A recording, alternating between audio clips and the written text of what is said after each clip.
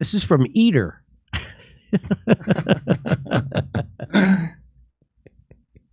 And if you like laughs like this, you should come see us do standing-up comedy.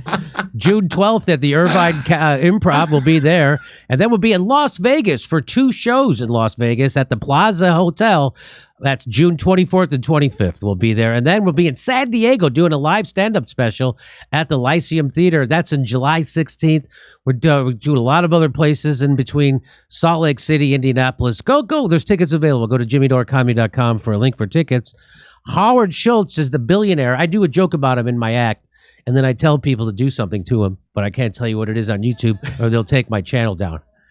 But come see a live show, and I'll tell you what I want you to do to Howard Schultz. Okay?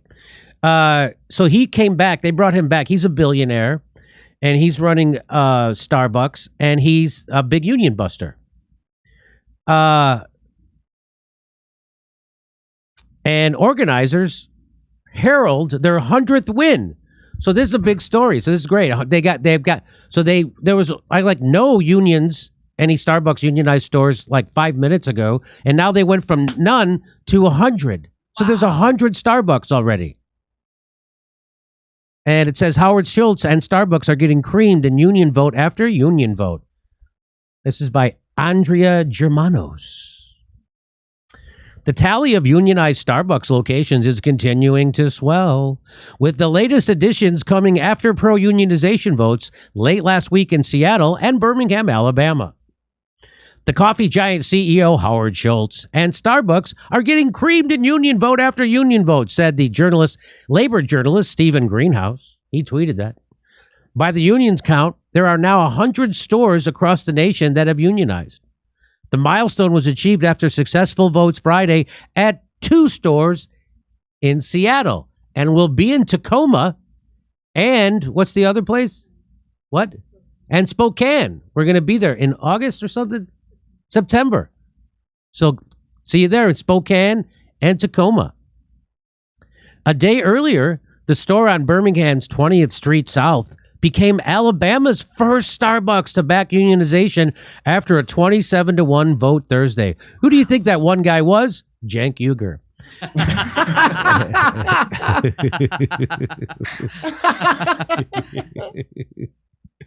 Kadarius Perkin, a shift supervisor at that store, declared after the vote, "Our voices will be heard," according to AL.com.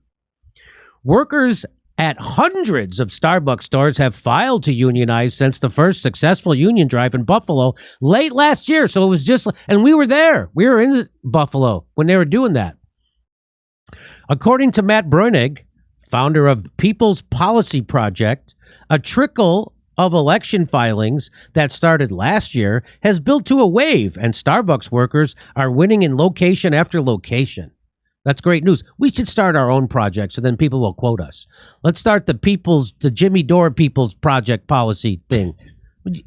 You could just start it. Bruenig analyzed data from the National Labor Relations Board, the NLRB, writing in an op-ed published last week at Jacobin that out of 89 union elections that had taken place at Starbucks, the union prevailed in 77 locations. 87% of them. So that's almost 9 out of 10 stores that apply for unionization get their union. Those wins came despite a fierce campaign against the union, prompting a torrent of unfair labor practice, ULP, charges against the company. A torrent of unfair labor practices. John Logan, a professor and director of labor and employment studies at San Francisco State University, also pointed to that campaign in a recent op-ed at Jacobin, in which he described Starbucks as worthy of the title worst worker rights violator. They have to be like sub-McDonald's working conditions. Because for 100 to spring up doing your best to stop it, you must suck. Like, yeah. How else would it even succeed? So why in Alabama? Why can't this happen at McDonald's and Walmart's? Why is this only happening at Starbucks? And the people, maybe I wonder why that is. I wonder if it's. I'd imagine there's probably like. I used to work at a coffee shop, and it was mostly like Bernie supporting type people there, like labor minded type.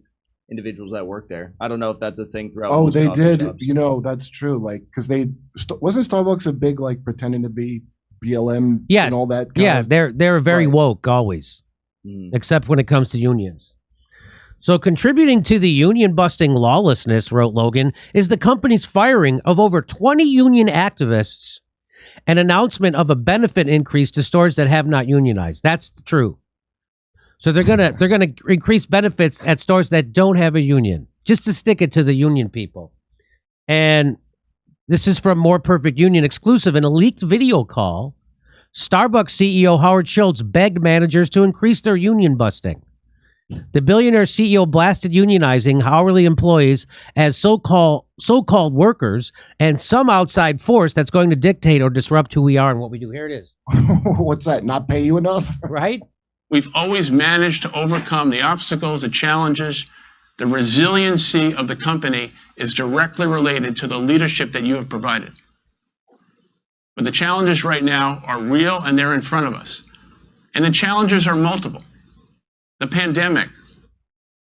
My lazy eye. I never noticed he had one until now. I thought I was the only one. Okay, here we go. A post-pandemic customer. The relationship we have with our customers. Competitive threats. And now a new outside force that's trying desperately to disrupt our company. That outside force, I think he means a union. Yes. That's what he means. Yeah. Well, I believe in Starbucks more than ever because I believe in all of you. My faith and confidence in the future of Starbucks is based on my feeling that we can squash any unionization and not share our profits fairly with the people generating them. That's who we are.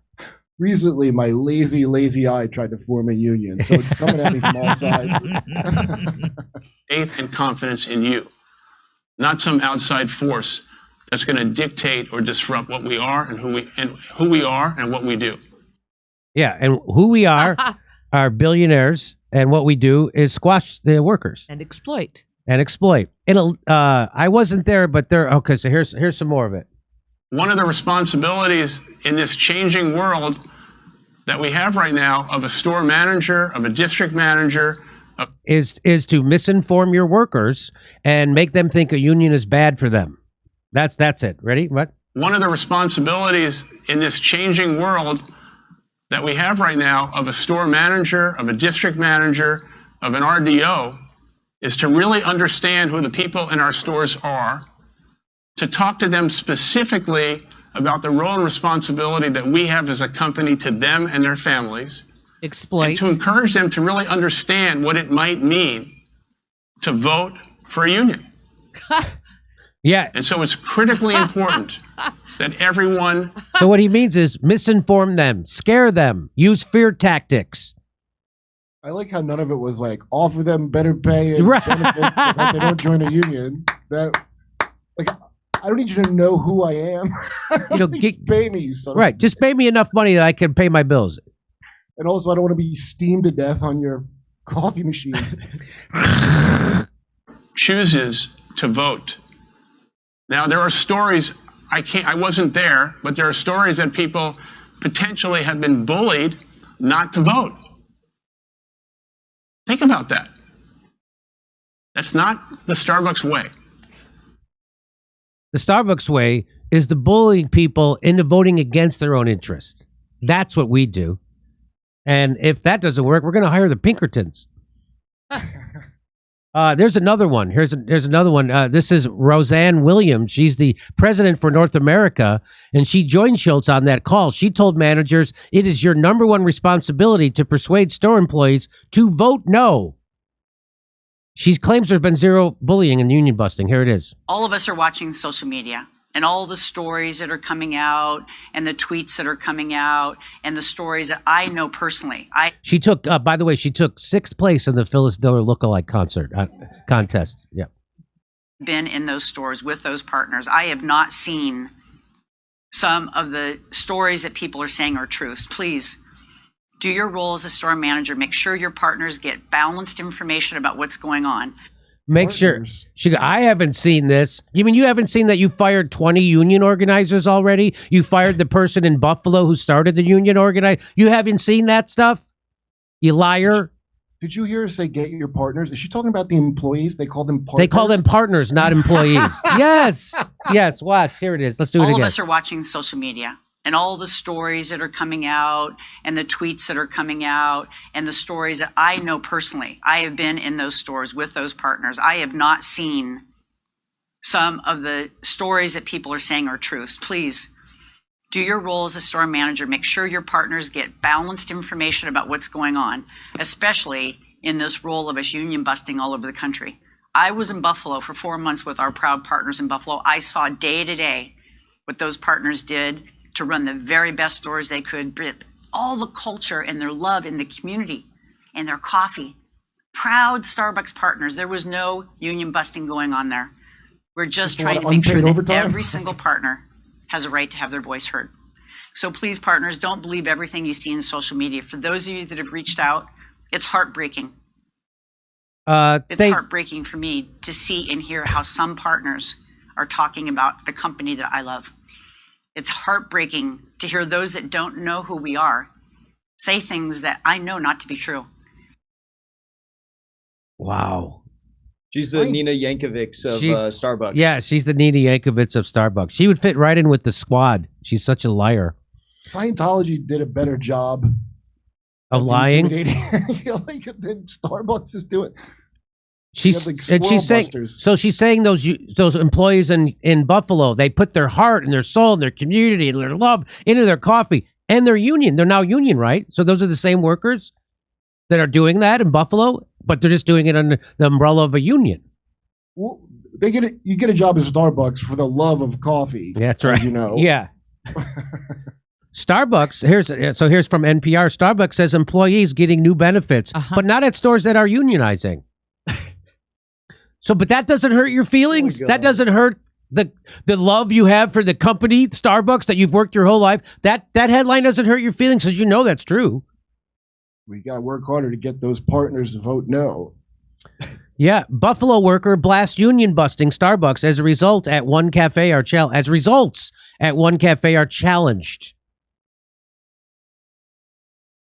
So they challenged the results of the union vote in Buffalo. They're so proud of them.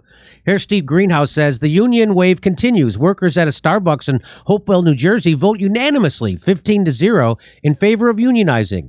This means that despite Howard Schultz's intense anti-union maneuvering, workers have voted to unionize at 30 of the 33 Starbucks that have held union votes.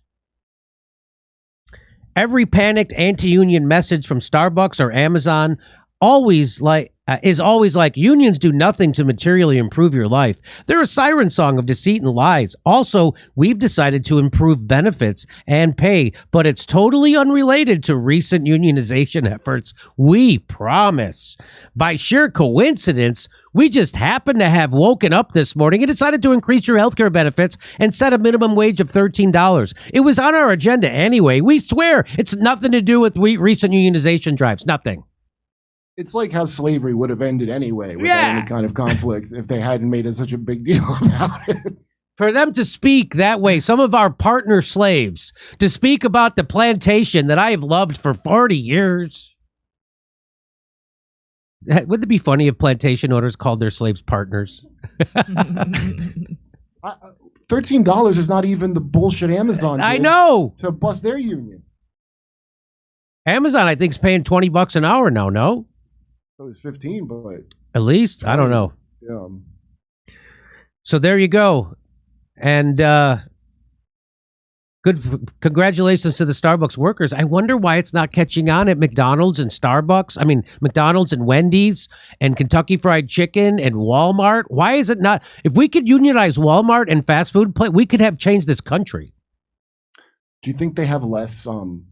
Because the Starbucks things, the ones I know of was like a lot of people not getting overtime, and then also the safety, like people get burned on stuff. Do you know any of the other gripes, besides? I did not know Starbucks. They get burned a lot at Starbucks? I didn't know this. I mean, I could be, I don't know, Jackson, I could be wrong, but I could have swore that was one of the things was like unsafe things. There's a lot of like steam stuff there. But I don't know. I literally think it's because I could be wrong too. I think it's probably because it's a bunch of like young, more progressive people working at these places. That seems to be the biggest difference between Starbucks and any other food place I can think of. It always seemed to me like McDonald's skated on like, hey, this is for teens and like old people who just want to work and not you're not supposed to stay here. Like the way Amazon would kind of fast fooded their hiring, with like, people are just going to cycle through and whatever. Like, I don't think Starbucks is like that. Is it as much? I don't think in the coffee world, there's definitely like over the past like 2-3 years, there was like a big unionization push at a lot of like the locally owned shops.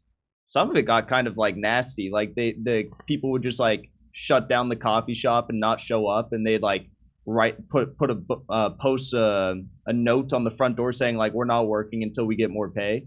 And then now it seems like it's spread to the more like mainstream shops like Starbucks. At the moment, like, because these seem like the ones that would have that more than the ones that are like some like store that's like a small store where I'm like, how are you gonna form? What is there, like 4 of you that work here? Like, Starbucks is a massive corporation. The shop I worked at, the owner who drove a Porsche, by the way, tried to withhold paid sick leave from me. And I had to literally bring in the state bill and read it to him aloud because he was refusing to give me my paid sick leave. And that's the mom and pop thing where you get screwed. Is like they don't want to pay you like the technical things they're supposed to pay you. Like it's wild, man.